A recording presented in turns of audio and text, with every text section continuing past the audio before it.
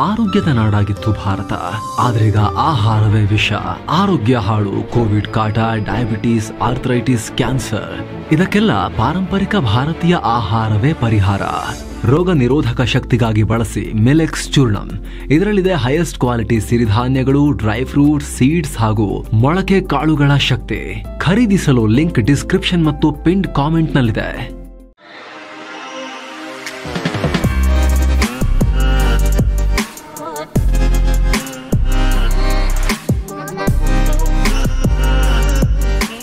Hi friends, ದಿನದ ಎಲ್ಲಾ ಪ್ರಮುಖ ಸುದ್ದಿಯನ್ನ ನಿಮಗೆ ತಲುಪಿಸೋ mastmaga.com ನ ಫುಲ್ ನ್ಯೂಸ್ಗೆ ಸ್ವಾಗತ. ನಾನು ಅಮರ್ ಪ್ರಸಾದ್. ಜೂನ್ 12ನೇ ತಾರೀಕು ಅಹಮದಾಬಾದ್ನಲ್ಲಿ ಏರ್ ಇಂಡಿಯಾ ವಿಮಾನ ಪತನ ಆಗಿ 260 ಮಂದಿ ಪ್ರಾಣ ಕಳ್ಕೊಂಡಿದ್ರು. ಇಡೀ ಜಗತ್ತು ಇದಕ್ಕೆ ಆಘಾತ ವ್ಯಕ್ತಪಡಿಸಿತ್ತು. ಆದರೆ ಈಗ ಅದೇ ರೀತಿಯ ಮತ್ತೊಂದು ದುರಂತ ಸ್ವಲ್ಪದರಲ್ಲೇ ಮಿಸ್ ಆಗಿದೆ. Just miss. ನಮ್ಮ ಭಾರತದಲ್ಲೇ, ಅದು ಏರ್ ಇಂಡಿಯಾದ ಬೋಯಿಂಗ್ ವಿಮಾನದಲ್ಲೇ ಈ ಅನಾಹುತ ಆಗೋ ಸಂದರ್ಭ ಹತ್ತಿರಕ್ಕೆ ಬಂದಿತ್ತು ಅಂತ ಅಧಿಕಾರಿಗಳು ಹೇಳಿದ್ದಾರೆ. ಜೂನ್ 14ನೇ ತಾರೀಕು ಅಂದ್ರೆ ಅಹಮದಾಬಾದ್ ದುರಂತ ನಡೆದ 2 ದಿನದಲ್ಲಿ ಈ ಘಟನೆಯಾಗಿದೆ. ಈಗ ಲೇಟ್ ಆಗಿ ಬೆಳಕಿಗೆ ಬರ್ತಾ ಇದೆ. ಇದರ ಬಗ್ಗೆ ಮಾಹಿತಿ ಹಂಚಿಕೊಂಡಿರುವ ಅಧಿಕಾರಿಗಳು, ಏರ್ ಇಂಡಿಯಾ 187 ಅನ್ನೋ ವಿಮಾನ ದಿಲ್ಲಿಯಿಂದ ಆಸ್ಟ್ರಿಯಾದ ವಿಯೆನ್ನಾಗೆ ಹೋಗ್ತಾ ಇತ್ತು. ಟ್ಯಾಂಕರ್ ತುಂಬಾ ಇಂಧನ ತುಂಬಿತ್ತು. ಟೇಕ್ ಆಫ್ ಆದ ಕೆಲವೇ ಹೊತ್ತಲ್ಲಿ ನೆಲಕ್ಕೆ ಅಪ್ಪಳಿಸೋ ರೀತಿ ಕೆಳಗೆ ಹೋಗೋಕೆ ಶುರು ಮಾಡಿತ್ತು. ದಿಢೀರಂತ 900 ಅಡಿ ಕೆಳಗೆ ಕುಸಿತಿತ್ತು. ಟೇಕ್ ಆಫ್ ಆದ ಕೆಲವೇ ನಿಮಿಷಗಳಲ್ಲಿ, ಕ್ಷಣಗಳಲ್ಲಿ ವಿಮಾನ ಮೇಲಕ್ಕೆ ಏರ್ತಿರುವಾಗಲೇ ಪೈಲಟ್ಗೆ ಸಾಕಷ್ಟು ಬಾರಿ ಸಿಸ್ಟಮ್ನಿಂದ ಗಂಭೀರವಾದ ಅಲರ್ಟ್ ಬಂದಿತ್ತು. ವಿಮಾನ ಮೇಲಕ್ಕೆ ಏರೋಕೆ ತುಂಬಾ ಕಷ್ಟಪಡ್ತಾ ಇತ್ತು, ಕುಸಿತಾ ಇತ್ತು. ಇದನ್ನ ಸರಿ ಮಾಡದೆ ಹೋದ್ರೆ ವಿಮಾನ ಈ ಕೂಡಲೇ ಪತನ ಆಗೋ ಸಾಧ್ಯತೆ ಇದೆ ಅಂತ ಸ್ಟಾಲ್ ವಾರ್ನಿಂಗ್ ಸಿಕ್ಕಿತ್ತು. ವಿಮಾನದ ground proximity warning system GPWS ನಿಂದ ಡೋಂಟ್ ಸಿಂಕ್ ಅಲರ್ಟ್ ಬಂದಿತ್ತು ಅಂತ ಅಧಿಕಾರಿಗಳು ಹೇಳಿದ್ದಾರೆ. ಇಲ್ಲಿ ಡೋಂಟ್ ಸಿಂಕ್ ವಾರ್ನಿಂಗ್ ಅಂದ್ರೆ ಟೇಕ್ ಆಫ್ ಆದ ವಿಮಾನ ಅನಿರೀಕ್ಷಿತವಾಗಿ ನೆಲಕ್ಕೆ ಹತ್ತಿರವಾಗಿದ್ದಾಗ ಈ ಅಲರ್ಟ್ ಬರುತ್ತೆ. ಅಲ್ಲದೆ ಸ್ಟಿಕ್ ಶೇಕರ್ ವಾರ್ನಿಂಗ್ ಕೂಡ ಕೊಡಲಾಗಿತ್ತು ಅಂತ ಅಧಿಕಾರಿಗಳು ಹೇಳಿದ್ದಾರೆ. ಇದರರ್ಥ ಪೈಲಟ್ ಕಂಟ್ರೋಲ್ ಮಾಡೋ ಸ್ಟೇರಿಂಗ್ ವೀಲ್ ಕೂಡ ಜೋರಾಗಿ ವೈಬ್ರೇಟ್ ಆಗ್ತಾ ಇತ್ತು, ದೊಡ್ಡ ಸೌಂಡ್ ಮಾಡ್ತಾ ಇತ್ತು. ಈ ರೀತಿಯಾದಾಗ ವಿಮಾನ ಬಿದ್ದು ಹೋಗುತ್ತೆ, ಕೂಡಲೇ ಸೂಕ್ತ ಕ್ರಮ ತಗೊಳ್ಳಿ ಅನ್ನೋ ಸೂಚನೆ. ಒಟ್ಟಾರೆ ಈ ಘಟನೆಯಿಂದ ಇದ್ದಕ್ಕಿದ್ದಂತೆ ಈ ವಿಮಾನ ತನ್ನ 900 ಅಡಿ ಎತ್ತರವನ್ನು ಕಳ್ಕೊಂಡು ಕೆಳಗೆ ಬಂದಿತ್ತು. ಆದರೆ ತಕ್ಷಣ ಪೈಲಟ್ ತನ್ನ ಸಮಯ ಪ್ರಜ್ಞೆ ಮೆರೆದು ಕೂದಲೆಳೆ ಅಂತರದಲ್ಲಿ ಮತ್ತೆ ವಿಮಾನವನ್ನ ಲಿಫ್ಟ್ ಮಾಡೋ ಮೂಲಕ, ಹೇಗೆಗೋ ಕಷ್ಟಪಟ್ಟು ಟೇಕ್ ಆಫ್ ಮಾಡೋ ಮೂಲಕ ಭಾರೀ ಭೀಕರ ಅನಾಹುತವನ್ನು ತಪ್ಪಿಸಿದ್ದಾರೆ. ಅಂದಹಾಗೆ ಈ ವಿಮಾನದ ಘಟನೆ ಕುರಿತು ಮೊದಲೇ ರಿಪೋರ್ಟ್ ಆಗಿತ್ತು. ಆದರೆ ವಿಮಾನ ಜಸ್ಟ್ ಟರ್ಬ್ಯುಲೆನ್ಸ್ಗೆ ಒಳಗಾಗಿತ್ತು, ಸ್ಟಿಕ್ ಶೇಕರ್ ಅಲರ್ಟ್ ಮಾತ್ರ ಸಿಕ್ಕಿತ್ತು ಅಂತ ಪೈಲಟ್ ರಿಪೋರ್ಟ್ ಫೈಲ್ ಮಾಡಿದ್ರು. ಆದರೆ ಆ ರಿಪೋರ್ಟ್ ಅನ್ನ ಡೈರೆಕ್ಟರೇಟ್ ಜನರಲ್ ಆಫ್ ಸಿವಿಲ್ ಏವಿಯೇಷನ್ಗೆ ನೀಡಿದ ನಂತರ ಚೆಕ್ ಮಾಡಿದ್ಮೇಲೆ, ತನಿಖೆ ಮಾಡಿದ್ಮೇಲೆ ಎಲ್ಲ ಅಂಶಗಳು ಹೊರಬಿದ್ದಿವೆ. ವಿಮಾನದ ಬ್ಲ್ಯಾಕ್ ಬಾಕ್ಸ್ ಡೇಟಾವನ್ನು ಪರಿಶೀಲಿಸಿದ ನಂತರ ಇದರಲ್ಲಿ ಗಂಭೀರವಾದ ಅಲರ್ಟ್ಗಳು ಬಂದಿರೋದು ಕೂಡ ಸ್ಪಷ್ಟವಾಗಿದೆ. ಈ ಕುರಿತು ಈಗ ತನಿಖೆ ನಡೀತಾ ಇದೆ. ಪೈಲಟ್ಗಳನ್ನು ತನಿಖೆ ಮುಗಿಯೋವರೆಗೂ ಕೆಲಸದಿಂದ ಹೊರಗಿಡಲಾಗಿದೆ. ಈ ವಿಚಾರವಾಗಿ ಏರ್ ಇಂಡಿಯಾದ ಸೇಫ್ಟಿ ಹೆಡ್ಗೂ ಸಮನ್ಸ್ ನೀಡಲಾಗಿದೆ. ಸದ್ಯ ಟ್ರ್ಯಾಕಿಂಗ್ ಡೇಟಾ ಪ್ರಕಾರ ಹವಾಮಾನ ವೈಪರೀತ್ಯ ವೇಳೆ ವಿಮಾನ ಟೇಕ್ ಆಫ್ ಆಗಿದೆ ಅನ್ನೋ ಮಾಹಿತಿ ಇದೆ. ಆದರೆ ನಿಜಕ್ಕೂ ಇಷ್ಟೆಲ್ಲ ಅನಾಹುತ ಆಗೋಕೆ, ಇನ್ನೇನು ದೊಡ್ಡ ಅನಾಹುತ ಆಗೋಕೆ ಹತ್ತಿರಕ್ಕೆ ಬರುವಷ್ಟು ಇಲ್ಲಿ ಅಲ್ಲೋಲ ಕಲ್ಲೋಲ ಉಂಟಾಗೋಕೆ ಏನು ಕಾರಣ ಅಂತ ಚೆಕ್ ಮಾಡಲಾಗ್ತಾ ಇದೆ. ಅಹಮದಾಬಾದ್ನ ಏರ್ ಇಂಡಿಯಾ ವಿಮಾನ ಪತನ ಟೈಮ್ನಲ್ಲೂ ಕೂಡ ವಿಮಾನ ಸುಮಾರು 600 ಅಡಿ ಏರಿದ ನಂತರ ಇದ್ದಕ್ಕಿದ್ದಂತೆ ಎತ್ತರವನ್ನು ಕಳ್ಕೊಂಡು, ಆಲ್ಟಿಟ್ಯೂಡ್ ಕಳ್ಕೊಂಡು ಕೆಳಗೆ ಕುಸಿದು ಬಿದ್ದಿತ್ತು. ಅದು ಮೇಲೆ ಕೇಳೋಕೆ ಎಷ್ಟೇ ಟ್ರೈ ಮಾಡಿದ್ರೂ ಕೂಡ ಆಗದೆ ಹೋಗಿ ಹೊಟ್ಟೆಯನ್ನು ನೆಲಕ್ಕೆ ಗುದ್ದಿ ಪತನ ಆಗಿತ್ತು. ಇಲ್ಲೂ ಕೂಡ ಅದೇ ರೀತಿ ದಿಢೀರಂತ 900 ಅಡಿ ಎತ್ತರವನ್ನು ಕಳ್ಕೊಂಡು ಕೆಳಗೆ ಬಂದಿದೆ. ಆದರೆ ಕಡೆಗೂ ಕೂಡ ಪೈಲಟ್ ಒದ್ದಾಡಿ ವಿಮಾನವನ್ನು ಮತ್ತೆ ಮೇಲಕ್ಕೆ ಲಿಫ್ಟ್ ಮಾಡಿ ತಗೊಂಡು ಹೋಗುವಲ್ಲಿ ಯಶಸ್ವಿಯಾಗಿದ್ದಾರೆ. ಭಾರೀ ಅನಾಹುತವನ್ನು ತಪ್ಪಿಸಿದ್ದಾರೆ. ಇಮ್ಯಾಜಿನ್ ಮಾಡಿ, 2 ದಿನಕ್ಕೆ ಇನ್ನೊಂದು ಅಂತಹದ್ದೇ ಅನಾಹುತ ಆಗಿದ್ದರೆ ಏನಾಗ್ತಿತ್ತು? ಭಾರತದ ಮರ್ಯಾದೆ ಪ್ರಶ್ನೆ ಮತ್ತು ಏರ್ ಇಂಡಿಯಾ ಮರ್ಯಾದೆ ಪ್ರಶ್ನೆ, ಟಾಟಾ ಮರ್ಯಾದೆ ಪ್ರಶ್ನೆ, ಓವರಾಲ್ ಭಾರತದ ಏವಿಯೇಷನ್ ಇಂಡಸ್ಟ್ರಿಯ ಮರ್ಯಾದೆಯ ಪ್ರಶ್ನೆ ಏನಾಗ್ತಿತ್ತು? ಜನರ ಜೀವದ ಕಥೆ ಏನಾಗ್ತಿತ್ತು? ಕೂದಲೆಳೆ ಅಂತರದಲ್ಲಿ ತಪ್ಪು ಹೋಗಿದೆ. ಇನ್ನು ಇದೇ ಏರ್ ಇಂಡಿಯಾ ಮತ್ತು ಬೋಯಿಂಗ್ ಕಂಪನಿಗೆ ಮತ್ತೊಂದು ಸಂಕಷ್ಟ ಶುರುವಾಗಿದೆ. ಅಹಮದಾಬಾದ್ ವಿಮಾನ ದುರಂತದಲ್ಲಿ ಒಟ್ಟು 242 ಪ್ಯಾಸೆಂಜರ್ಸ್ ಪ್ರಾಣ ಕಳ್ಕೊಂಡಿದ್ರು. ಈ ಪೈಕಿ 181 ಜನ ಭಾರತ ಮೂಲದವರಾಗಿದ್ದರು, 52 ಮಂದಿ ಬ್ರಿಟನ್ ಮೂಲದವರಿದ್ದರು. ಇದೀಗ ಮೃತಪಟ್ಟ ಬ್ರಿಟನ್ ಮೂಲದವರ ಫ್ಯಾಮಿಲಿ ಏರ್ ಇಂಡಿಯಾ ಮತ್ತು ಬೋಯಿಂಗ್ ವಿರುದ್ಧ ಮೊಕದ್ದಮೆ ಹೂಡೋ ಸಾಧ್ಯತೆ ಇದೆ. ಹೆಚ್ಚಿನ ಪರಿಹಾರಕ್ಕೆ ಅವರು ಕೇಳಿಕೊಳ್ಳೋ ನಿರೀಕ್ಷೆ ಇದೆ. ದುರಂತದಲ್ಲಿ ಮೃತಪಟ್ಟವರ ಫ್ಯಾಮಿಲಿಗೆ ಏರ್ ಇಂಡಿಯಾದ ಮಾತೃ ಸಂಸ್ಥೆ ಟಾಟಾ ಗ್ರೂಪ್ 1 ಕೋಟಿ ರೂಪಾಯಿ ಪರಿಹಾರ ಘೋಷಿಸಿತ್ತು ಪ್ರತಿಯೊಬ್ಬರಿಗೂ ಕೂಡ. ಜೊತೆಗೆ ಏರ್ ಇಂಡಿಯಾ, ಈ ವಿಮಾನದ ಕಂಪನಿ ಸಪರೇಟ್ ಆಗಿ ಹೆಚ್ಚುವರಿ 25 ಲಕ್ಷ ರೂಪಾಯಿ ಘೋಷಣೆ ಮಾಡಿತು. ದೇಶಾದ್ಯಂತ ತೀವ್ರ ಆಕ್ರೋಶಕ್ಕೆ ಕಾರಣವಾಗಿದ್ದ ಬೆಂಗಳೂರಿನ ಕಾಲ್ ತುಳಿತ ಕೇಸ್ಗೆ ಸಂಬಂಧಪಟ್ಟಂತೆ ಒಂದಷ್ಟು ಡೆವಲಪ್ಮೆಂಟ್ ಆಗಿದೆ. ಆ 11 ಮಂದಿಯ ಸಾವಿಗೆ RCBನೇ ಹೊಣೆ ಅಂತ ಕೇಂದ್ರೀಯ ಆಡಳಿತಾತ್ಮಕ ನ್ಯಾಯಮಂಡಳಿ, ಇದು ಅಧಿಕಾರಿಗಳ ನಡುವೆ ಏನಾದರೂ ಕುಂದುಕೊರತೆ ಉಂಟಾದರೆ ಅವರಿಗಿರುವಂಥ ಒಂದು ಟ್ರೈಬ್ಯುನಲ್, ಇದು ನ್ಯಾಯಾಧೀಕರಣ CAT ಅವರು ಹೇಳಿದ್ದಾರೆ. ಪ್ರಾಥಮಿಕ ಎವಿಡೆನ್ಸ್ ಪ್ರಕಾರ RCB ವಿಜಯೋತ್ಸವಕ್ಕೆ 3 ರಿಂದ 5 ಲಕ್ಷ ಜನ ಸೇರೋಕೆ ಅವರೇ ಕಾರಣ, RCBನೇ ಕಾರಣ ಅಂತ ಅನ್ಸುತ್ತೆ. RCB ಪೊಲೀಸರಿಂದ ಸರಿಯಾಗಿ ಅನುಮತಿಯನ್ನು ಪಡೆಯಲಿಲ್ಲ. ಸಡನ್ ಆಗಿ ಸೋಷಿಯಲ್ ಮೀಡಿಯಾದಲ್ಲಿ ಅನೌನ್ಸ್ ಮಾಡಿ ಲಕ್ಷಾಂತರ ಜನ ಬಂದು ಸೇರೋ ಹಾಗೆ ಮಾಡಿದ್ದಾರೆ. ಮುಂಚಿತವಾಗಿ ಪರ್ಮಿಷನ್ ಪಡೆದೆ RCB ತಗೊಂಡ ಸಡನ್ ಆಕ್ಷನ್ನಿಂದ ಇಂಥ ಅನಾಹುತ ಆಗಿದೆ. ಪೊಲೀಸರಿಗೆ ಸೂಕ್ತ ಟೈಮ್ ಕೊಡಲಿಲ್ಲ ತಯಾರು ಮಾಡ್ಕೊಳ್ಳಿಕ್ಕೆ, ಗಡಿಬಿಡಿ ಮಾಡಿದ ಕಾರಣ ಹಿಂಗಾಗಿದೆ. ಪೊಲೀಸರೇನು ಮನುಷ್ಯರಲ್ವಾ ಅಂತ ಹೇಳಿ ಪೊಲೀಸರ ಪರವಾಗಿ ತೀರ್ಪು ಕೊಟ್ಟಿದೆ. ಜೊತೆಗೆ ಬೆಂಗಳೂರು ಪೂರ್ವ ವಿಭಾಗದ ಹೆಚ್ಚುವರಿ ಆಯುಕ್ತ ವಿಕಾಸ್ ಕುಮಾರ್ ಅವರನ್ನು ಅಮಾನತು ಮಾಡಲಾಗಿತ್ತು. ಆ ಅಮಾನತನ್ನು ರದ್ದುಗೊಳಿಸುವಂತೆ ಕೂಡ ಆದೇಶಿಸಿದೆ. ಇದರಿಂದ ರಾಜ್ಯ ಸರ್ಕಾರಕ್ಕೂ ಮುಖಭಂಗ ಆಗಿದೆ. ಯಾಕಂದರೆ ಕಾಲ್ ತುಳಿತ ಪ್ರಕರಣವನ್ನು ರಾಜ್ಯ ಸರ್ಕಾರ ಮ್ಯಾಜಿಸ್ಟ್ರೇರಿಯಲ್ ತನಿಖೆಗೆ ಕೊಟ್ಟಿತ್ತು. ಈ ವೇಳೆ ವಿಕಾಸರನ್ನು ಅಮಾನತು ಮಾಡಿ ನೋಟಿಸ್ ಕೊಡಲಾಗಿತ್ತು. ಈ ಆದೇಶವನ್ನು ಪ್ರಶ್ನಿಸಿ ವಿಕಾಸ್ ಕುಮಾರ್ CATಗೆ ಹೋಗಿದ್ರು. ಅಲ್ಲೀಗ ಅವರ ಪರವಾಗಿ ತೀರ್ಪನ್ನು ಕೊಟ್ಟಿದೆ CAT. ಆದರೆ ಸ್ನೇಹಿತರೆ, RCB ಒಂದು ಪ್ರೈವೇಟ್ ಎಂಟಿಟಿ. ಅವರಿಗೆ ಇವ್ರು ಹೇಳಿದಾರಾ, ಸರ್ಕಾರದವರು ಪೊಲೀಸರು ಹೇಳಿರೋ ದಾಖಲೆ ಇದೆಯಾ? ಮಾಡೋಕ್ಕೆ ಆಗಲ್ಲ, ಪರ್ಮಿಷನ್ ಕೊಡಲ್ಲ, ನೀವು ಮಾಡಂಗಿಲ್ಲ, ಟೈಮ್ ಬೇಕು ತಯಾರಿಗೆ ಅಂತ ಇವ್ರು ಹೇಳಿದಾರಾ? ಇವ್ರು ನಿರಾಕರಿಸಿದ ಮೇಲೂ ಕೂಡ ಇಲ್ಲ ನಾವು ಮಾಡ್ತೀವ್ರಿ ಅಂತ ಉದ್ದಾಟತನದಿಂದ ಅವರು ಮಾಡಿದರೆ ಅವ್ರ ಮೇಲೆ ಹಾಕೋದ್ರಲ್ಲಿ ಅರ್ಥ ಇದೆ. ಅದು ಬಿಟ್ಟು ಬೆಳಿಗ್ಗೆ ಒಂದ್ಸಲಿ ಆಗಲ್ಲ, ಆಮೇಲೆ ಆಗುತ್ತೆ, ಆಗಲ್ಲ ಅಂಥೇಳಿ ಆಮೇಲೆ ಸೆಕ್ಯೂರಿಟಿ ಕೊಡೋಕ್ಕೆ ಹೋಗಿ ಇಷ್ಟೆಲ್ಲ ಅನಾಹುತ ಆಗಿರೋದು. ಹಾಗಾಗಿ ಈ ನ್ಯಾಯಾಧೀಕರಣ ಏನಿದೆ CAT, ಇದು ಅಧಿಕಾರಿಗಳಲ್ಲಿ ಏನಾದರೂ ಅವರಿಗಿರೋ ವ್ಯಾಜ್ಯಗಳನ್ನು ಬಗೆಹರಿಸಲಿಕ್ಕಿರುವಂಥ ಪ್ರಮೋಷನ್ನು, ಟ್ರಾನ್ಸ್ಫರು, ಈ ಥರ ಸಸ್ಪೆನ್ಷನ್ನು, ಇದಕ್ಕೆಲ್ಲ ಸಂಬಂಧಪಟ್ಟಂತೆ ಇರುವಂಥ ಒಂದು ಟ್ರೈಬ್ಯುನಲ್, ಅದು ನ್ಯಾಯಾಧೀಕರಣ. ಅದು ಅವರ ಅಧಿಕಾರಿಗಳ ಪರವಾಗಿ ನಿಲುವು ತಗೊಂಡಿದ್ದಾರೆ. ಆದರೆ ನಾವು ಕೇಳಿದ್ವಲ್ಲ, ಈ ಪ್ರಶ್ನೆಗಳಿಗೂ ಕೂಡ ಉತ್ತರಿಸಬೇಕು ಇದೆ CAT. ಏನೋ ಸ್ನೇಹಿತರೆ, ರಿಸರ್ಚ್ ಆ್ಯಂಡ್ ಡೆವಲಪ್ಮೆಂಟ್ಗೆ ದುಡ್ಡು ಹಾಕಲ್ಲ ಭಾರತದಲ್ಲಿ ಅನ್ನೋದು ಬಹಳ ಕಾಲದ ಕೊರಗಿತ್ತಲ್ಲ. ಈಗ ಕಡೆಗೂ ಕೂಡ ಕೇಂದ್ರ ಸರ್ಕಾರ ಬಹಳ ದೊಡ್ಡ ಹೆಜ್ಜೆ ಇಟ್ಟಿದೆ. 1 ಲಕ್ಷ ಕೋಟಿ ರೂಪಾಯಿಗಳ ಬೃಹತ್ research development and innovation scheme RDI ಸ್ಕೀಮನ್ನು ಅನೌನ್ಸ್ ಮಾಡಿದೆ. ಕ್ಯಾಬಿನೆಟ್ ಅದಕ್ಕೆ ಅಪ್ರೂವಲ್ ಕೊಟ್ಟಿದೆ. ತುಂಬಾ ದೊಡ್ಡದಿದು, 1 ಲಕ್ಷ ಕೋಟಿ ರೂಪಾಯಿ. ಇದರ ಮೂಲಕ ಸ್ಟ್ರಾಟಜಿಕ್ ಸೆಕ್ಟರ್ಗಳು ಅಂದರೆ ಆಯಕಟ್ಟಿನ ಸೆಕ್ಟರ್ಗಳು, ರಕ್ಷಣೆ, ಫ್ಯೂಚರ್ ಟೆಕ್ನಾಲಜಿಗಳು, ಇಂತಹ ಕ್ಷೇತ್ರಕ್ಕೆ ಸನ್ ರೈಸಿಂಗ್ ಸೆಕ್ಟರ್ಗಳು ಅಂದರೆ ಈಗ EV ಆಗಿರ್ಬೋದು, ರಿನ್ಯೂವಬಲ್ ಎನರ್ಜಿ ಆಗಿರ್ಬೋದು, ಡಿಫೆನ್ಸ್ ಆಗಿರ್ಬೋದು, ಇಂತಹ ಹೊಸ ಟೆಕ್ನಾಲಜಿ ಮತ್ತು ಹೊಸ ಉದಯೋನ್ಮುಖ ಕ್ಷೇತ್ರಗಳಲ್ಲಿ ರಿಸರ್ಚ್ ಮಾಡೋಕೆ, ಡೆವಲಪ್ಮೆಂಟ್ ಮಾಡೋಕೆ ಮತ್ತು ಇನೋವೇಷನ್ಗೆ ಫಂಡಿಂಗ್ಗೆ ಸರ್ಕಾರ ಸ್ಕೀಮ್ ಅನ್ನ ತಗೋಬರ್ತಾ ಇದೆ. ಕೇಂದ್ರ ಸರ್ಕಾರದ ಸೈನ್ಸ್ ಅಂಡ್ ಟೆಕ್ನಾಲಜಿ ಇಲಾಖೆ ಇದನ್ನ ಮುನ್ನಡೆಸುತ್ತೆ. ಖುದ್ದು PM ನರೇಂದ್ರ ಮೋದಿ ಇದರ ಮೇಲ್ವಿಚಾರಣೆ ನಡೆಸ್ತಾರೆ ಅನ್ನೋ ಮಾಹಿತಿ ಈಗ ಲಭ್ಯವಾಗ್ತಾ ಇದೆ. ಈ ಯೋಜನೆ ಅಡಿಯಲ್ಲಿ ಆಗ್ಲೇ ಹೇಳಿದಂತಹ ಕ್ಷೇತ್ರಗಳಲ್ಲಿ ಕೆಲಸ ಮಾಡ್ತಿರೋ ಖಾಸಗಿ ಕಂಪನಿಗಳಿಗೆ ಫಂಡಿಂಗ್ ಅನ್ನ ಕೊಡಲಾಗುತ್ತೆ. ಅದು ಅತ್ಯಂತ ಕಡಿಮೆ ಬಡ್ಡಿ ದರದಲ್ಲಿ ಅಥವಾ 0 ಬಡ್ಡಿ ದರದಲ್ಲಿ ಫಂಡಿಂಗ್ ಅನ್ನ ಕೊಡಲಾಗುತ್ತೆ. ಈಕ್ವಿಟಿ ಫಿನಾನ್ಸಿಂಗ್ ಅಂದ್ರೆ ಸರ್ಕಾರ ಸಣ್ಣ ಪುಟ್ಟ ಶೇರ್ ಅನ್ನೇ ತಗೊಂಡು ಆ ಕಂಪನಿಗಳಲ್ಲಿ ಅವರಿಗೆ ಫೈನಾನ್ಸ್ ಮಾಡೋಕು, ಈ ದುಡ್ಡನ್ನ ಕೊಡೋಕು ಕೂಡ ಆಪ್ಷನ್ ಇದೆ ಅಂತ ಹೇಳಲಾಗ್ತಾ ಇದೆ. ಇದು ತುಂಬಾ ಇಂಪಾರ್ಟೆಂಟ್ ಸ್ನೇಹಿತರೆ. ಇದಕ್ಕೆ ಸಂಬಂಧಪಟ್ಟಂತೆ ನಾವು ನಿಮಗೆ ಅತಿ ಶೀಘ್ರ ಡೀಟೇಲ್ಡ್ ರಿಪೋರ್ಟ್ ಮಾಡಿ ನಿಮಗೆ ಸಂಪೂರ್ಣ ಮಾಹಿತಿಯನ್ನು ಕೊಡ್ತೀವಿ. ಯಾಕಂದ್ರೆ ಇಂಥ ಯೋಜನೆಗೆ ದೇಶದ ಭವಿಷ್ಯವನ್ನೇ ಬದಲಾಯಿಸೋ ಶಕ್ತಿ ಇರುತ್ತೆ.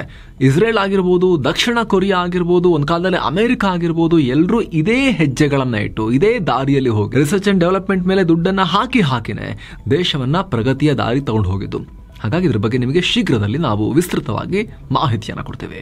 ಸ್ವಘೋಷಿತ ವಿಶ್ವ ಶಾಂತಿ ದೂತ ಅಮೆರಿಕ ಅಧ್ಯಕ್ಷ ಡೊನಾಲ್ಡ್ ಟ್ರಂಪ್ಗೆ ಭಾರತದ ವಿದೇಶಾಂಗ ಸಚಿವ S ಜೈಶಂಕರ್ ತಿರುಗೇಟು ಕೊಟ್ಟಿದ್ದಾರೆ. ಭಾರತ ಪಾಕ್ ಯುದ್ಧದ ಟೈಮ್ನಲ್ಲಿ ಟ್ರಂಪ್ ಕದನ ವಿರಾಮ ಮಾಡಿಸಿಲ್ಲ ಅಂತ ಮತ್ತೆ ಸ್ಪಷ್ಟಪಡಿಸಿದ್ದಾರೆ. ಅಮೆರಿಕದಲ್ಲೇ ಮಾತನಾಡಿರುವ ಜೈಶಂಕರ್, ಭಾರತ ಪಾಕ್ ಉದ್ವಿಗ್ನತೆ ವೇಳೆ ಅಮೆರಿಕದ ಉಪಾಧ್ಯಕ್ಷ JD ವಾನ್ಸ್ PM ನರೇಂದ್ರ ಮೋದಿ ಅವರಿಗೆ ಕಾಲ್ ಮಾಡಿ ಮಾತನಾಡಿದ್ದು ಹೌದು. ಆಗ ನಾನು ಅಲ್ಲೇ ಇದ್ದೆ. ಆಗ JD ವಾನ್ಸ್ ಅವರು ಪಾಕಿಸ್ತಾನ ನಮ್ಮ ಮೇಲೆ ದೊಡ್ಡ ಪ್ರಮಾಣದ ದಾಳಿ ಮಾಡೋ ಸಾಧ್ಯತೆ ಇದೆ ಅಂತ ಹೇಳಿದ್ರು. ಹಾಗೆ ಮಾಡಿ ಹೀಗೆ ಮಾಡಿ ಅಂತ ಕೆಲ ಸಜೆಷನ್ಸ್ ಕೊಟ್ಟರು. ಆದರೆ ನಾವು ಅದು ಯಾವುದಕ್ಕೂ ಒಪ್ಪಲಿಲ್ಲ. ಪಾಕಿಸ್ತಾನದ ಬೆದರಿಕೆಗಳಿಗೆ ಮೋದಿಯವರು ತಮ್ಮ ನಿರ್ಧಾರ ಬದಲಾಯಿಸಲಿಲ್ಲ. ಪಾಕಿಸ್ತಾನ ಏನಾದರೂ ದೊಡ್ಡ ದಾಳಿ ಮಾಡಿದ್ರೆ ನಾವು ಅದಕ್ಕಿಂತಲೂ ದೊಡ್ಡ ಪ್ರತಿಕಾರ ಹೇಳ್ತೀವಿ ಅಂತ ಉತ್ತರ ಕೊಟ್ಟರು. ಇದಾದ್ಮೇಲೆ ಪಾಕಿಸ್ತಾನ ನಮ್ಮ ಮೇಲೆ ದಾಳಿ ಮಾಡ್ತು. ಆಗ ನಾವು ಸರಿಯಾಗಿ ಪ್ರತಿಕ್ರಿಯೆ ಕೊಟ್ವಿ ಕೂಡ. ಮರುದಿನ ನನ್ನ ಮತ್ತು ಅಮೆರಿಕ ವಿದೇಶಾಂಗ ಸಚಿವ ಮಾರ್ಕೋ ರೂಬಿಯೋ ನಡುವೆ ಮಾತುಕತೆ ನಡೀತು. ಆಗ ಅವರು ಪಾಕಿಸ್ತಾನ ಮಾತುಕತೆಗೆ ರೆಡಿ ಇದೆ ಅಂತ ಹೇಳಿದ್ರು. ಆಮೇಲೆ ಅದೇ ಮಧ್ಯಾಹ್ನ ಪಾಕ್ ಸೇನೆಯ director general of military operations DGMO Kashif Abdullah ಭಾರತೀಯ ಸೇನೆಯ DGMO ಲೆಫ್ಟಿನೆಂಟ್ ಜನರಲ್ ರಾಜೀವ್ ಗಾಯ್ಗೆ ಕಾಲ್ ಮಾಡಿ ಕದನ ವಿರಾಮಕ್ಕೆ ಕೇಳಿಕೊಂಡ್ರು ಅಂತ ಜೈಶಂಕರ್ ಮತ್ತಷ್ಟು ವಿವರವಾಗಿ ಕ್ಲಾರಿಟಿ ಕೊಟ್ಟಿದ್ದಾರೆ. ಆ ಮೂಲಕ ಇದಕ್ಕೂ ಟ್ರಂಪ್ ಮಹಾಶಯಂಗೂ ಯಾವುದೇ ಸಂಬಂಧ ಇಲ್ಲ ಅಂತ ಪುನರುಚ್ಚಾರ ಮಾಡಿದ್ದಾರೆ ಅಮೆರಿಕದಲ್ಲೇ ನಿಂತುಕೊಂಡು. ಆದರೆ ಇದೇನು ಟ್ರಂಪ್ರನ್ನೇನು ಬದಲಾಯಿಸಲ್ಲ. ಅವರು again great people, Indians great people, Pakistan I love both, I did seize fire ಅಂತ ಹೇಳೋದು ಇನ್ನೊಂದು ಸ್ವಲ್ಪ ಟೈಮಲ್ಲೇ ಬರ್ಬೋದು ಹೇಳಿಕೆ. ಅದು ಕಾಂಗ್ರೆಸ್ ರಾಷ್ಟ್ರೀಯ ಅಧ್ಯಕ್ಷ ಮಲ್ಲಿಕಾರ್ಜುನ ಖರ್ಗೆ ಅವರ ಪುತ್ರ, ಕರ್ನಾಟಕದಲ್ಲಿ ಐಟಿ-ಬಿಟಿ ಮಂತ್ರಿಯೂ ಆಗಿರೋ ಪ್ರಿಯಾಂಕ್ ಖರ್ಗೆ ವಿವಾದಾಸ್ಪದ ಹೇಳಿಕೆ ಕೊಟ್ಟಿದ್ದಾರೆ. ನಾವು ಅಧಿಕಾರಕ್ಕೆ ಬಂದರೆ ಕೇಂದ್ರದಲ್ಲಿ RSS ಅನ್ನ ಬ್ಯಾನ್ ಮಾಡ್ತೀವಿ ಅಂತ ಹೇಳಿಕೆ ಕೊಟ್ಟಿದ್ದಾರೆ. RSS ಸಮಾಜದಲ್ಲಿ ದ್ವೇಷ ಹರಡ್ತಾ ಇದೆ ಮತ್ತು ಕಾನೂನಿನ ಚೌಕಟ್ಟಿನ ಒಳಗೆ ಕೆಲಸ ಮಾಡ್ತಿಲ್ಲ ಅಂತ ಪ್ರಿಯಾಂಕ್ ಖರ್ಗೆ ಆರೋಪ ಮಾಡಿದ್ದಾರೆ. ಇದಕ್ಕೆ ಬಿಜೆಪಿ ಖಂಡಿಸಿದೆ. ಇನ್ನು ಕೋಲ್ಕತ್ತಾದ ಲಾ ಕಾಲೇಜಲ್ಲಿ ನಡೆದ ಸಾಮೂಹಿಕ ಅತ್ಯಾಚಾರ ಪ್ರಕರಣ ಸಂಬಂಧ ಈಗ ಆಲ್ರೆಡಿ 4 ಆರೋಪಿಗಳನ್ನು ಬಂಧಿಸಲಾಗಿದೆ. ಈ ಪೈಕಿ ಪ್ರಮುಖ ಆರೋಪಿಯಾಗಿರೋ ಮನೋಜಿತ್ ಮಿಶ್ರಾ ಹಿಂದೆ ಕೋಲ್ಕತ್ತಾದಲ್ಲಿ ಟ್ರೈನಿ ಡಾಕ್ಟರ್ ಮೇಲಿನ ಅತ್ಯಾಚಾರ ಘಟನೆ ನಂತರ ಮಮತಾ ಬ್ಯಾನರ್ಜಿ ಪ್ರತಿಭಟನೆ ಲೀಡ್ ಮಾಡ್ತಿರೋ ರೀತಿ ವಿಡಿಯೋವೊಂದನ್ನು ಫೇಸ್ಬುಕ್ನಲ್ಲಿ ಶೇರ್ ಮಾಡಿದ್ದ. ಅಲ್ಲದೆ ಆ ಘಟನೆಯನ್ನು ತೀವ್ರವಾಗಿ ಖಂಡಿಸಿದ್ದ ಅಂತ ಗೊತ್ತಾಗಿದೆ. ಈಗ ಆತನೇ ಲಾ ಕಾಲೇಜಿನಲ್ಲಿ ಅಂತಹದ್ದೇ ಕೃತ್ಯವನ್ನು ಎಸಗಿದ್ದಾನೆ. ಏನೋ ಲಾ ಕಾಲೇಜಿನಲ್ಲಿ ನಡೆದಂತ ಅತ್ಯಾಚಾರ ಪ್ರಕರಣದಲ್ಲಿ ನ್ಯಾಯಕ್ಕೋಸ್ಕರ ಕಾಲೇಜಿನ ಮುಂಭಾಗದಲ್ಲಿ ವಿದ್ಯಾರ್ಥಿಗಳು ಪ್ರತಿಭಟಿಸಿದ್ದಾರೆ. ಹಿಮಾಚಲ ಪ್ರದೇಶದಲ್ಲಿ ಭಾರೀ ಮಳೆಯಿಂದಾಗಿ ಪ್ರವಾಹ ಆಗಿದೆ. ಇದುವರೆಗೂ ಮೃತಪಟ್ಟವರ ಸಂಖ್ಯೆ 23ಕ್ಕೆ ಏರಿಕೆಯಾಗಿದೆ. 16 ಜನ ಕಾಣೆಯಾಗಿದ್ದಾರೆ. ಸುಮಾರು 37.69 ಕೋಟಿ ಮೌಲ್ಯದ ಆಸ್ತಿ-ಪಾಸ್ತಿ ಮೂಲಸೌಕರ್ಯಕ್ಕೆ ಹಾನಿಯಾಗಿದೆ. ಹಿಮಾಚಲದ ಚಾಂಬಾ, ಮಂಡಿ, ಹಮೀರ್ಪುರ್, ಶಿಮ್ಲಾ ಮತ್ತು ಸೋಲನ್ ಜಿಲ್ಲೆಗಳಲ್ಲಿ ಮುಂದಿನ 24 ಗಂಟೆ ಕಾಲ ಪ್ರವಾಹ ಉಂಟಾಗುವ ಸಾಧ್ಯತೆ ಇದೆ ಅಂತ ಹವಾಮಾನ ಇಲಾಖೆ ಎಚ್ಚರಿಕೆ ಕೊಟ್ಟಿದೆ. ಹಿಂಸಾಚಾರ ಪೀಡಿತ ಮಣಿಪುರದಲ್ಲಿ ಆಘಾತಕಾರಿ ಘಟನೆಯಾಗಿದೆ. ಬಂದೂಕುಧಾರಿಗಳು ಗುಂಡಿನ ದಾಳಿ ನಡೆಸಿ 4 ಹತ್ಯೆ ಮಾಡಿದ್ದಾರೆ. ಚುರ್ಚಂದಾಪುರ ಜಿಲ್ಲೆಯ ಮೊಗ್ಜಾಂಗ್ ಜಿಲ್ಲೆಯಲ್ಲಿ ಈ ಘಟನೆಯಾಗಿದೆ. ಮೃತರಲ್ಲಿ ಕುಕಿ ನ್ಯಾಷನಲ್ ಆರ್ಗನೈಸೇಷನ್ KNOನ ಹಿರಿಯ ಉಗ್ರಗಾಮಿ ಕೂಡ ಸೇರಿದ್ದಾನೆ. ಈ ದಾಳಿಯ ಹೊಣೆಯನ್ನ KNO ಸಂಘಟನೆಯ ವಿರೋಧಿ ಗುಂಪಾದ United Kuki national army UKNA ಹೊತ್ತುಕೊಂಡಿದೆ. ನಮ್ಮ 30 ಜನರನ್ನ ಅವರು ಹೊಡೆದಿದ್ರು, ಅದಕ್ಕೆ ಪ್ರತಿಕಾರವಾಗಿ ದಾಳಿ ಮಾಡಿದೀವಿ ಅಂತ UKNA ಸಂಘಟನೆ ಹೇಳಿಕೊಂಡಿದೆ. ಕುಕಿ ಮೈತೇಯಿ ಗಲಾಟೆ ಅಂತ ಕಳೆದ 1-1.5 ವರ್ಷಗಳಿಂದ ನಿರಂತರವಾಗಿ ಹೊಡೆದಾಡ್ತಿರೋ ಮಣಿಪುರದಲ್ಲಿ ಈಗ ಕುಕಿಗಳಲ್ಲಿ 2 ಗುಂಪಾಗಿ ಅವರವರೇ ಹೊಡೆದಾಡ್ಕೊಳ್ಳೋಕೆ ಶುರು ಮಾಡಿದ್ದಾರೆ. ಭಾರತೀಯ ನೌಕಾಪಡೆಯ ಬಲ ಇನ್ನಷ್ಟು ಹೆಚ್ಚಾಗಿದೆ. ಭಾರತಕ್ಕೆ ಸ್ಟೆಲ್ತ್ ಫ್ರಿಗೇಟ್ INS ತಮಾಲ್ ಸೇರ್ಪಡೆಯಾಗಿದೆ. ಇದರೊಂದಿಗೆ INS ಉದಯಗಿರಿ ಹೆಸರಿನ ಸ್ಟೆಲ್ತ್ ಫ್ರಿಗೇಟ್ ಭಾರತೀಯ ನೌಕಾಪಡೆಗೆ ಸೇರ್ಪಡೆಯಾಗಿದೆ. ಮಹಾರಾಷ್ಟ್ರದ Mazagon dock ship builders limited MSTL ನಿರ್ಮಾಣ ಮಾಡಿದ್ದಾರೆ. ತಮಾಲ್ ರಷ್ಯಾದಲ್ಲಿ ನಿರ್ಮಾಣ ಆಗಿ ಬಂದಿದೆ. ಈ ಯುದ್ಧ ನೌಕೆಗಳಲ್ಲಿ surface to surface, surface to air missile ಸಿಸ್ಟಮ್ನ ಇಂಟಿಗ್ರೇಟ್ ಮಾಡಲಾಗಿದೆ. ಇದಕ್ಕೆ ಸಂಬಂಧಪಟ್ಟಂತೆ ಪೂರ್ಣ ಮಾಹಿತಿ ಇರೋ ಫುಲ್ ರಿಪೋರ್ಟ್ ನಾವು ಪಬ್ಲಿಷ್ ಮಾಡಿದ್ದೀವಿ. ಫುಲ್ ನ್ಯೂಸ್ ಎಂಡ್ನಲ್ಲಿ ಸ್ಕ್ರೀನ್ ಮೇಲೆ ಬರುತ್ತೆ. ಟ್ಯಾಪ್ ಮಾಡೋ ಮೂಲಕ ನೀವು ಆ ವಿಡಿಯೋಗೆ ಜಂಪ್ ಆಗಬಹುದು. ಥೈಲ್ಯಾಂಡ್ನಲ್ಲಿ ರಾಜಕೀಯ ಭೂಕಂಪ ಆಗಿದೆ. ಅಲ್ಲಿನ ಕೋರ್ಟ್ ಪ್ರಧಾನಿ ಪೆಂಟೋಕ್ಟಾನ್ ಶಿನವಾತ್ರ ಅವರನ್ನ ವಜಾಗೊಳಿಸಿದೆ. ಶಿನವಾತ್ರ ಅವರು ವೈರಿ ದೇಶ ಕಾಂಬೋಡಿಯಾ ಲೀಡರ್ ಜೊತೆ ಫೋನ್ ಕಾಲ್ನಲ್ಲಿ ಮಾತನಾಡಿರೋ ಆಡಿಯೋ ಲೀಕ್ ಆಗಿತ್ತು. ಹೀಗಾಗಿ ಶಿನವಾತ್ರ ವಿರುದ್ಧ ಕೋರ್ಟ್ಗೆ ಅರ್ಜಿ ಸಲ್ಲಿಕೆಯಾಗಿತ್ತು. ಈ ಅರ್ಜಿ ಮೇಲೆ ಕೋರ್ಟ್ನಲ್ಲಿ ವೋಟಿಂಗ್ ನಡೆಸಲಾಗಿತ್ತು. ಅರ್ಜಿ ಪರ 7 ಮತ್ತು ಅರ್ಜಿ ವಿರುದ್ಧ 2 ನ್ಯಾಯಾಧೀಶರು ವೋಟ್ ಮಾಡಿದ್ದಾರೆ. ಹೀಗಾಗಿ ಪ್ರಧಾನಿ ಹುದ್ದೆಯಿಂದ ಶಿನವಾತ್ರ ಅವರನ್ನ ಸಸ್ಪೆಂಡ್ ಮಾಡಲಾಗಿದೆ. ಗಡಿ ವಿಚಾರವಾಗಿ ಥೈಲ್ಯಾಂಡ್ ಮತ್ತು ಕಾಂಬೋಡಿಯಾ ನಡುವೆ ಉದ್ವಿಗ್ನ ವಾತಾವರಣ ಇದೆ. ಇದಕ್ಕೆ ಸಂಬಂಧಪಟ್ಟಂತೆ ಕೂಡ ನಾವು ಈ ರಿಪೋರ್ಟ್ನಲ್ಲಿ ಮಾಹಿತಿಯನ್ನು ಕೊಟ್ಟಿದ್ವಿ. ಆದರೆ ಇಲ್ಲಿ ಪ್ರಧಾನಿ ರೀತಿ ಈಕೆ ವರ್ತಿಸಲಿಲ್ಲ. ಇವರು ದೇಶದ ಸಮಗ್ರತೆಗೆ ಧಕ್ಕೆ ತಂದಿದ್ದಾರೆ. ಏನೋ ವೈಯಕ್ತಿಕ ವಿಚಾರವನ್ನು ತರದಲ್ಲಿ ಬಹಳ ಪರ್ಸನಲ್ ಆಗಿ ಮಾತಾಡ್ಬಿಟ್ಟಿದ್ದಾರೆ ಫೋನ್ ಕಾಲ್ನಲ್ಲಿ ಅಂತ ಹೇಳಿ ಆರೋಪ ಮಾಡಲಾಗಿದೆ. ಭಾರತ ಚೀನಾ ಗಡಿ ವಿಚಾರವಾಗಿ ಚೀನಾ ವಿದೇಶಾಂಗ ಸಚಿವ ಮಾವನಿಂಗ್ ಮಾತನಾಡಿದ್ದಾರೆ. ಭಾರತ ಚೀನಾ ಗಡಿ ವಿವಾದ ಬಹಳ ಕಾಂಪ್ಲಿಕೇಟೆಡ್ ವಿಚಾರ, ಜಟಿಲವಾಗಿರೋ ವಿಚಾರ. ಇದನ್ನು ಬಗೆಹರಿಸೋಕೆ ಟೈಮ್ ಬೇಕಾಗುತ್ತೆ. ಆದರೆ ಗಡಿ ವಿಂಗಡಣೆ ಮತ್ತು ಗಡಿಯಲ್ಲಿ ಶಾಂತಿ ಸ್ಥಾಪನೆ ಕುರಿತು ಚರ್ಚೆ ಮಾಡೋಕೆ ಚೀನಾ ರೆಡಿ ಇದೆ. ಸಹಕಾರ ಕೊಡೋಕೆ ನಾವು ರೆಡಿ ಇದ್ದೀವಿ ಅಂತ ಹೇಳಿಕೆಯನ್ನು ಕೊಟ್ಟಿದ್ದಾರೆ. ಜೂನ್ 26ನೇ ತಾರೀಕು ರಕ್ಷಣಾ ಸಚಿವ Rajnath Singh Shanghai cooperation organisation SCO ಸೈಡ್ಲೈನ್ಸ್ನಲ್ಲಿ ಚೀನಾ ರಕ್ಷಣಾ ಸಚಿವ ಡಾಂಗ್ ಜೂನ್ರನ್ನ ಮೀಟ್ ಮಾಡಿ ಮಾತನಾಡಿದರು. ಈ ವೇಳೆ ರಾಜನಾಥ್ ಸಿಂಗ್ 2 ರಾಷ್ಟ್ರಗಳು ಸ್ಟೆಪ್ ಬೈ ಸ್ಟೆಪ್ ಪ್ಲಾನ್ ಮಾಡಿ ಜಟಿಲ ಸಮಸ್ಯೆಗಳನ್ನು ಸರಿ ಮಾಡ್ಕೋಬೇಕು, LACಯಲ್ಲಿ ಸೇನಾ ಉದ್ವಿಗ್ನತೆ ಕಮ್ಮಿ ಮಾಡ್ಕೋಬೇಕು, ಸಂಘರ್ಷ ನಿಲ್ಲಿಸ್ಕೋಬೇಕು ಅಂತ ಹೇಳಿದರು. ಅದರ ಬೆನ್ನಲ್ಲೇ ಚೀನಾ ಕಡೆಯಿಂದ ಇಂತಹ ಸ್ಟೇಟ್ಮೆಂಟ್ ಬಂದಿದೆ. ಏನೋ ಭಾರತ ಮತ್ತು ಅಮೆರಿಕದ ನಡುವೆ ವ್ಯಾಪಾರ ಒಪ್ಪಂದ ಇನ್ನೇನು ಆಗ್ಬಿಡುತ್ತೆ ಅನ್ನೋ ಹೊತ್ತಲ್ಲಿ ವ್ಯಾಪಾರ ಮಾತುಕತೆ ನಿಂತು ಹೋಗಿದೆ ಅನ್ನೋ ಮಾಹಿತಿ ಬರ್ತಾ ಇದೆ. ಕೃಷಿ ವಿಚಾರದಲ್ಲಿ ಭಿನ್ನಾಭಿಪ್ರಾಯಗಳು ಜಾಸ್ತಿಯಾಗಿ 2 ದೇಶಗಳ ನಡುವೆ ಮಾತುಕತೆ ಸ್ಟಕ್ ಆಗಿದೆ. ಭಾರತದ ಡೇರಿ ಸೆಕ್ಟರ್ ವಿಚಾರದಲ್ಲಿ ಭಾರತ ಕಾಂಪ್ರಮೈಸ್ ಆಗೋಕೆ ಸ್ವಲ್ಪನೂ ರೆಡಿ ಇಲ್ಲ. ಯಾಕಂದರೆ ಭಾರತದಲ್ಲಿ 80 ಲಕ್ಷ ಜನ ಡೇರಿ ಸೆಕ್ಟರ್ನ ನಂಬ್ಕೊಂಡು ಕೂತಿದ್ದಾರೆ. ಹಾಗಾಗಿ ಅಮೆರಿಕದಿಂದ ಡೇರಿ ಪ್ರಾಡಕ್ಟ್ಸನ್ನು ತರಿಸೋಕೆ ಸಾಧ್ಯನೇ ಇಲ್ಲ. ನಾವು ಅದನ್ನು ಫುಲ್ ಟ್ಯಾರಿಫನ್ನು ಅದಕ್ಕೆ ಕಮ್ಮಿ ಮಾಡೋಕ್ಕಾಗಲ್ಲ ಅಂತ ಭಾರತ ಪಟ್ಟು ಹಿಡಿದಿದೆ. ಇದರಿಂದ ಮಾತುಕತೆ ಸದ್ಯಕ್ಕೆ ನಿಂತು ಹೋಗಿದೆ ಅಂತ ಸರ್ಕಾರಿ ಮೂಲಗಳನ್ನು ಉಲ್ಲೇಖಿಸಿ ಮಾಧ್ಯಮಗಳು ರಿಪೋರ್ಟ್ ಮಾಡಿವೆ. ಅಂದಹಾಗೆ ಈ ಒಪ್ಪಂದ ಮಾಡಿಕೊಳ್ಳೋಕೆ ಪ್ರಸ್ತುತ ಸ್ಪೆಷಲ್ ಸೆಕ್ರೆಟರಿ ರಾಜೇಶ್ ಅಗರ್ವಾಲ್ ನೇತೃತ್ವದ ಭಾರತದ ನಿಯೋಗ ಅಮೆರಿಕದಲ್ಲಿದೆ. ಏನು ಭಾರತೀಯ ಷೇರುಪೇಟೆ ಫ್ಲಾಟ್ ಆಗಿತ್ತು. ದಿನದ ವಹಿವಾಟಿನ ಅಂತ್ಯಕ್ಕೆ ಸೆನ್ಸೆಕ್ಸ್ 90 ಪಾಯಿಂಟ್ಸ್ ಜಾಸ್ತಿಯಾಗಿ 83,697ಕ್ಕೆ ತಲುಪಿದೆ. ನಿಫ್ಟಿ 24 ಪಾಯಿಂಟ್ಸ್ ರೈಸ್ ಆಗಿ 25,541ಕ್ಕೆ ರೀಚ್ ಆಗಿದೆ. ರಿಲಯನ್ಸ್, HDFC, BL ನಂತ ಹೆವಿವೇಟ್ ಷೇರುಗಳು ಗೇನ್ ಮಾಡಿಕೊಂಡ್ರೂ ಕೂಡ ಮತ್ತೊಂದು ಕಡೆ ಬ್ಯಾಂಕ್ಗಳು ICICI, ಆಕ್ಸಿಸ್ ಬ್ಯಾಂಕ್, TCS ರೆಡ್ನಲ್ಲಿದ್ವು. ಇದರಿಂದ ಮಾರ್ಕೆಟ್ನಲ್ಲಿ ದೊಡ್ಡ ಪ್ರಮಾಣದ ಗೇನ್ ಆಗಲಿಲ್ಲ, ಫ್ಲ್ಯಾಟ್ ಆಗಿದೆ. ಭಾರತ ಅಮೆರಿಕ ನಡುವಿನ ವ್ಯಾಪಾರ ಒಪ್ಪಂದದ ಬಗ್ಗೆ ಕ್ಲಾರಿಟಿಗೋಸ್ಕರ ಕಾಯ್ತಾ ಇದ್ದಾರೆ ಹೂಡಿಕೆದಾರರು. ಇನ್ನು ಅಪೋಲೋ ಹಾಸ್ಪಿಟಲ್ಸ್ ಚೆನ್ನಾಗಿ ಗೇನ್ ಆಯಿತು. ಅಪೋಲೋ ಹಾಸ್ಪಿಟಲ್ಸ್ ತನ್ನ ಫಾರ್ಮಸಿ ಬಿಸ್ನೆಸ್ನ ಡಿಮರ್ಜ್ ಮಾಡುತ್ತೆ ಅನ್ನೋ ಸುದ್ದಿ ಬಂದ ಬೆನ್ನಲ್ಲೇ. ಹಾಗೆ Bharat Electronics, Reliance Industries, SBI Life Insurance, Asian Paints ಗ್ರೀನ್ನಲ್ಲಿ ಎಂಡ್ ಆದವು. Axis Bank, Nestle, Shriram Finance, Eternal, Trent ರೆಡ್ನಲ್ಲಿ ಕೊನೆಗೊಂಡಿದ್ದಾರೆ. ಡಾಲರ್ ಮುಂದೆ ರೂಪಾಯಿ ಮೌಲ್ಯ 25 ಪೈಸೆ ಹೆಚ್ಚಾಗಿ ₹85.51 ಆಗಿದೆ. ಚಿನ್ನ ಮತ್ತು ಬೆಳ್ಳಿ ಬೆಲೆ ವಿಚಾರಕ್ಕೆ ಬಂದರೆ 24 ಕ್ಯಾರೆಟ್ನ 10 ಗ್ರಾಂ ಚಿನ್ನದ ಬೆಲೆಯಲ್ಲಿ ₹1,544 ಹೆಚ್ಚಾಗಿ ₹97,430 ಆಗಿದೆ. 22 ಕ್ಯಾರೆಟ್ನ 10 ಗ್ರಾಂ ಚಿನ್ನದ ಬೆಲೆಯಲ್ಲಿ ₹1,418 ಹೆಚ್ಚಾಗಿ ₹89,250 ಆಗಿದೆ. 1 ಕೆಜಿ ಬೆಳ್ಳಿ ಬೆಲೆಯಲ್ಲಿ ₹1,453 ಹೆಚ್ಚಾಗಿ ₹1,06,963 ಆಗಿದೆ. ಸೊ ಫ್ರೆಂಡ್ಸ್, ಇದಾಗಿತ್ತು ಇವತ್ತಿನ ಫುಲ್ ನ್ಯೂಸ್. ನಾವು ಕೊಯ್ದಿಲ್ಲ, ಎಳೆದಿಲ್ಲ, ಕಿರ್ಚಾಡಿಲ್ಲ, ಬರೀ ಸುದ್ದಿ ಥರ ನಿಮಗೆ ತಲುಪಿಸೋ ಪ್ರಯತ್ನವನ್ನು ಮಾಡಿದ್ದೀವಿ. ನಮ್ಮ ಈ ಪ್ರಯತ್ನ ನಿಮಗೆ ಇಷ್ಟ ಆಗ್ತಾ ಇದ್ದರೆ ದಯವಿಟ್ಟು mastmaga.com ಚಾನಲ್ಗೆ ಸಬ್ಸ್ಕ್ರೈಬ್ ಮಾಡಿ, ಪಕ್ಕದ ಬೆಲ್ ಐಕಾನ್ ಮೇಲೆ ಕ್ಲಿಕ್ ಮಾಡೋದನ್ನು ಯಾವುದೇ ಕಾರಣಕ್ಕೂ ಮರಿಬೇಡಿ. Thank you so much. ಮತ್ತೆ ಭೇಟಿ ಆಗ್ತಿರೋಣ. ನಮಸ್ತೆ.